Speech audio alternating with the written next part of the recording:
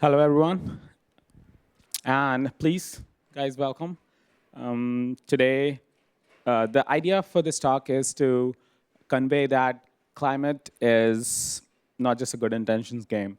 It will take us to not just the mission, but making margins as well to be able to invent in this world. So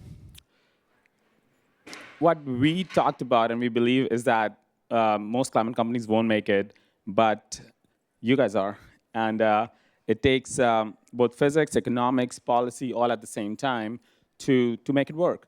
And I'd love to hammer that point home. So why don't you guys introduce yourself, Eddie, Sean? Tell us what do you do, which year did you make the list, and what's the latest? Sure, sounds good. So I'm Eddie Chiang, co-founder and CEO at Moment Energy.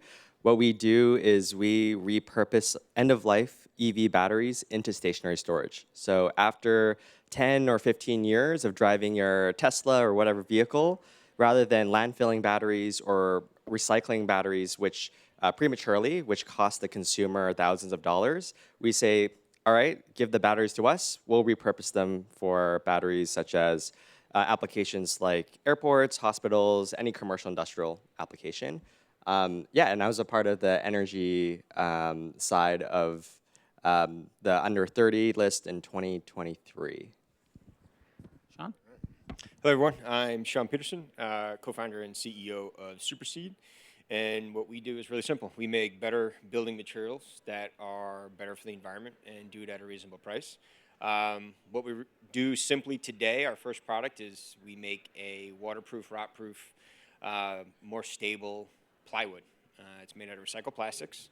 And so our goal as a company is to scale our plants. Our big, hairy, audacious goal is to displace 500,000 acres of forest from being cut down every year, and 500 million pounds of plastic from entering our landfills and ecosystem. We're based here in Phoenix. We've got another plant going up in the Midwest. And was on Forbes list, I think, in 2017. It's been a while. It's for our last company, but they invited me here anyway. Great. Great, guys. So let's just hammer the same point home again about mission and economics, right? So in the life of the company, was there a point when you had to choose between the mission or the economics? And how do you guys think about it?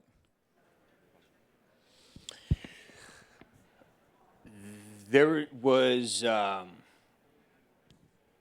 there is always that decision, I think, and I think it comes into the way that you design your business model. I think that there's a level of comfort versus scale that comes into that discussion. We were just discussing earlier. We were both part of this group called the Unreasonable Group, and one of the mentors there is Hunter Lovins from the Rocky Mountain Institute, and she wrote a couple of really amazing books on climate capitalism. And so the impacts of that on me were, if it don't make dollars, it don't make sense, to keep it real simple. And so what that means is if you want to have a really strong impact, there are places where you've got to not necessarily sacrifice, but you've got to make pretty strict decisions on gross margin. And so for us, we have a better performing product that could sit inside of a very niche industry where we could drive high gross margin, and it could be a very comfortable place for us to live. We took the opposite path. We said, let's make something that's priced against the incumbents, make it highly competitive, sacrifice comfort and margin with absolute scale, because scale is how we're going to drive the biggest impact. Yeah, in our side as well, because in most climate or sustainability companies, there's always a hardware component. Even if you're trying to build software for climate or energy, you still need to upload your software onto a battery, for example. So economics matter all the time, and if you're trying to start a company that is based on either hardware or based on sustainability, what we found is customers don't make a buying decision based on sustainability. They make a buying decision based on only two things that you can leverage. One is cost, right? So can you be cheaper than your competitor? And then the other side is value. Maybe you're not cheaper, but maybe you double the value, triple the value to that customer, and that's why they buy you. So you always need to be selling based on only those two metrics. And oftentimes, like when we sell to data centers for power, they say that they want to do it for sustainability reasons, but in reality, it's just to ensure that they can stand up more data centers or they can lower costs for consumers so energy costs don't increase.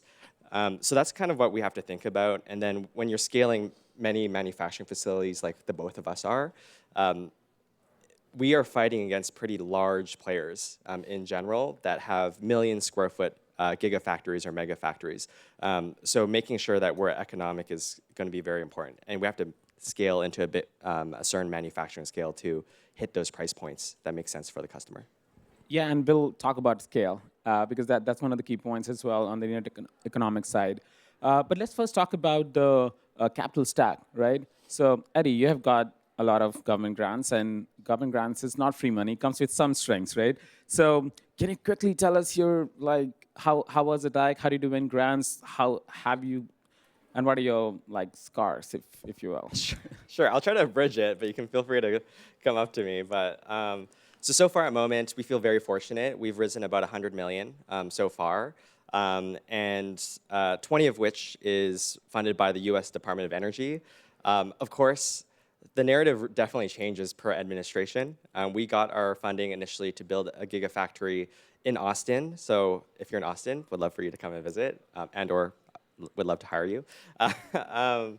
With the Biden administration, a lot of it was Justice 40, climate, DEI, which is very important. So, we were drafting all of our paperwork for that. And then when Trump came in, the administration said, don't send us any of that, please. So we're like, okay, no problem, we won't. But in reality, it actually doesn't change for the end customer, which is sustainability changed to critical minerals and materials and making sure that we're not reliant on other countries. So in my industry, in batteries especially, 90% of the world's batteries are actually manufactured in China. And the Chinese can technically turn off all of our battery energy across America, 90% of our battery energy across America, which evidently doesn't sound super great when you have another country that can do that. So, the narrative changes a bit, but the fundamentals stay the same, which is we need to make sure that we have reliable power for every consumer from there. Yeah, and I'll just hammer on that point, right? You're doing the same thing. It's just how do you present yourself? It's a lot of storytelling. But Sean, you funded the company differently, right? Yep. So talk about your story. So we effectively started launching manufacturing just around the change in the administration. So a lot of grants that we applied for froze. You have to find other options. And I think that's the beauty and the challenge with grants is how reliable are they based on political cycles.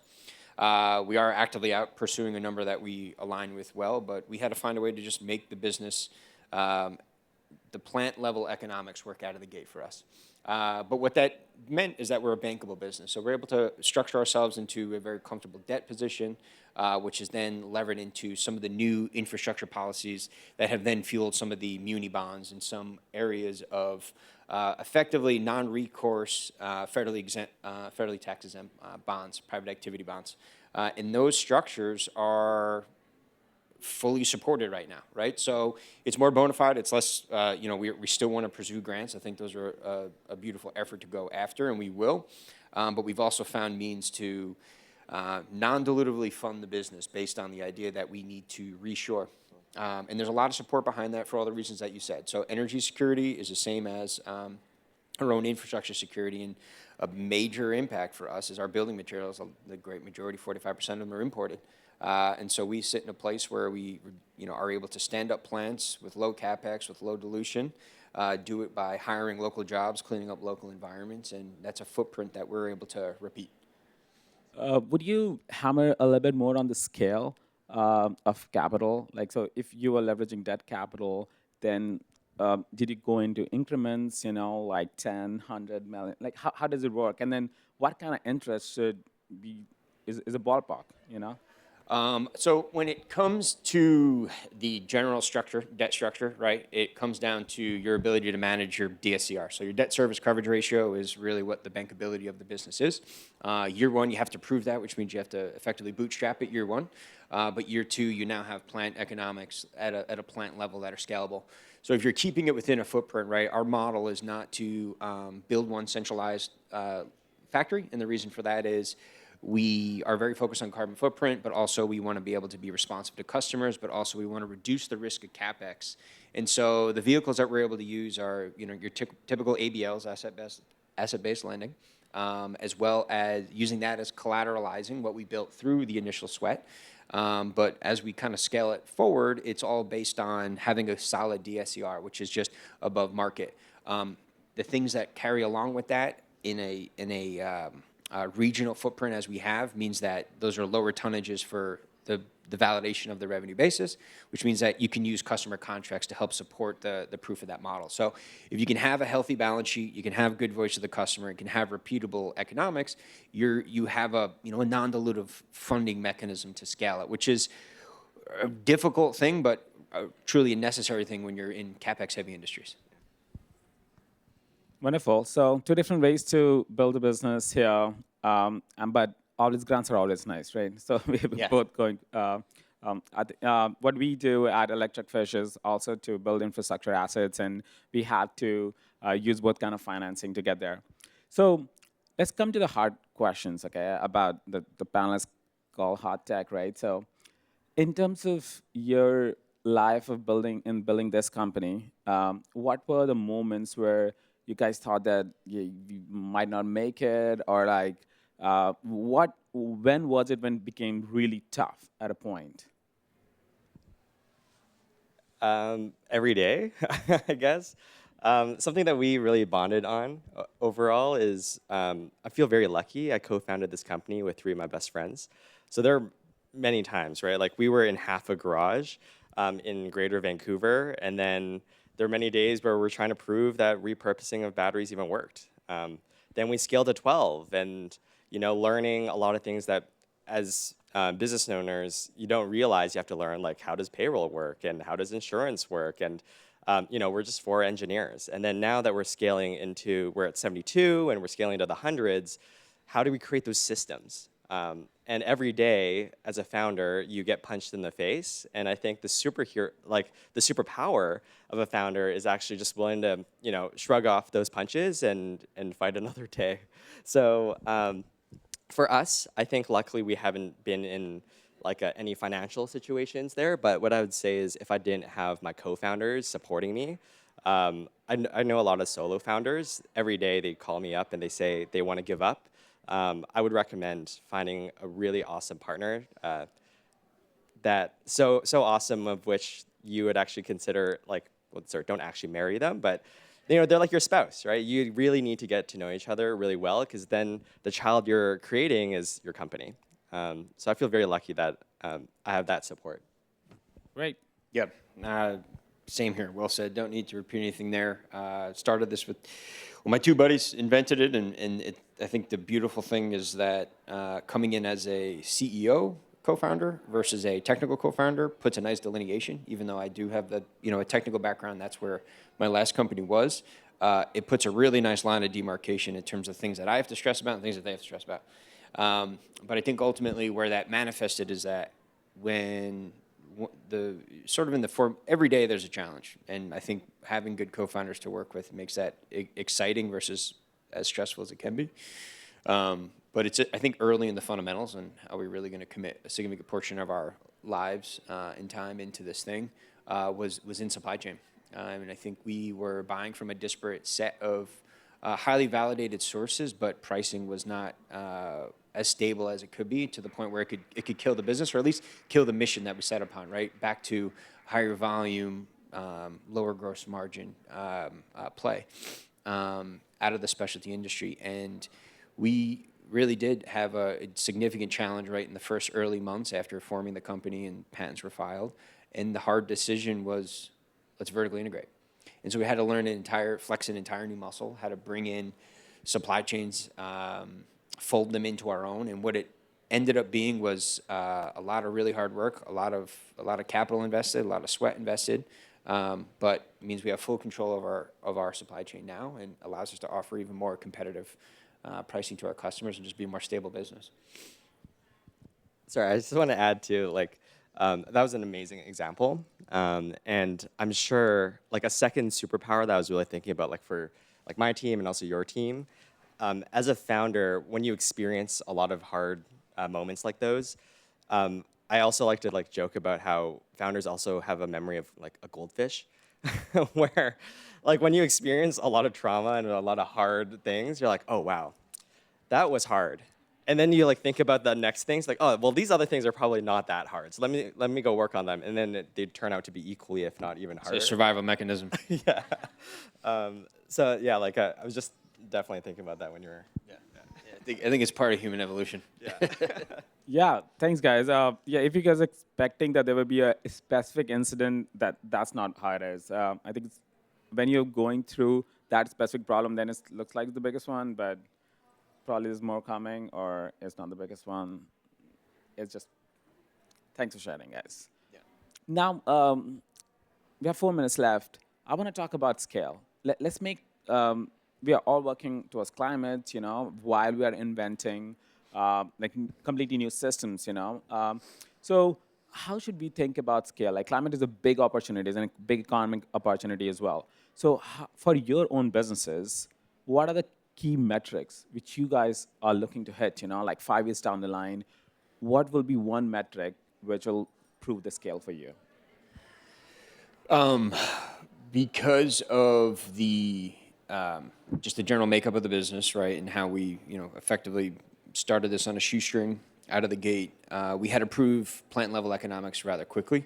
So in terms of impact, we're already on pace to do 20 million pounds of plastic recycled this year, which is the equivalent of 50,000 acres of trees displaced from being harvested for plywood and OSB, right? So we have plant level impact economics that we track towards, and we're really proud of. But the main thing with scaling these types of initiatives and why grant funding is so mission critical is that CapEx is really expensive. To have ultimate scale, you need to drive CapEx, but at the same time, you're either disrupting or competing with an incumbent, which means that your defense is gonna, your IP is first line of defense, and for whatever that's worth, but it's market share and it's branding.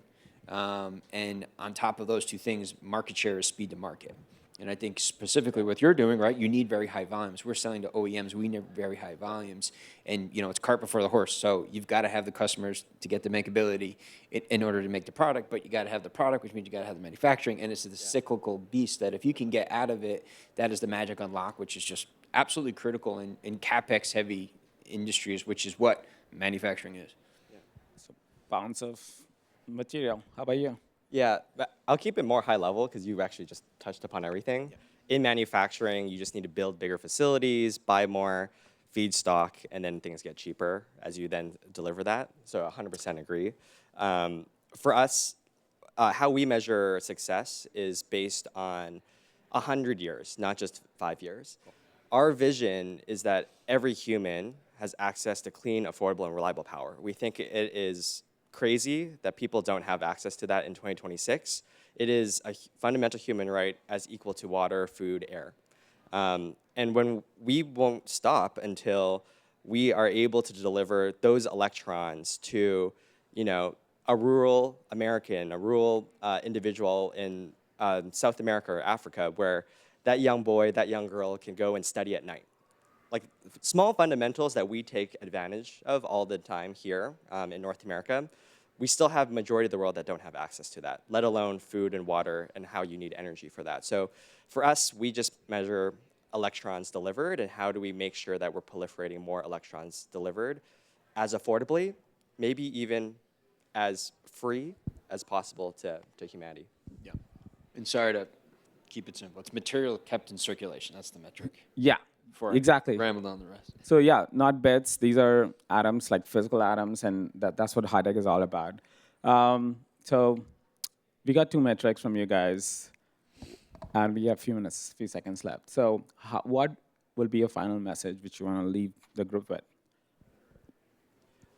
Actually, I wanted to press upon your part, which was, if you're thinking about starting a company, AI and software has been super hot lately. Obviously, AI has disrupted software. Everybody wanted to build software companies.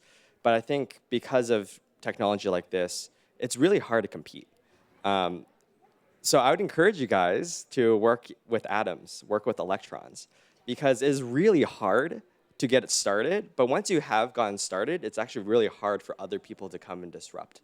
And then for us, like we feel really good when we are powering hospitals and airports, and hopefully powering the work and lives for people who actually go and save other lives. And I think for me, that's the impact. I would definitely encourage you guys to do the same.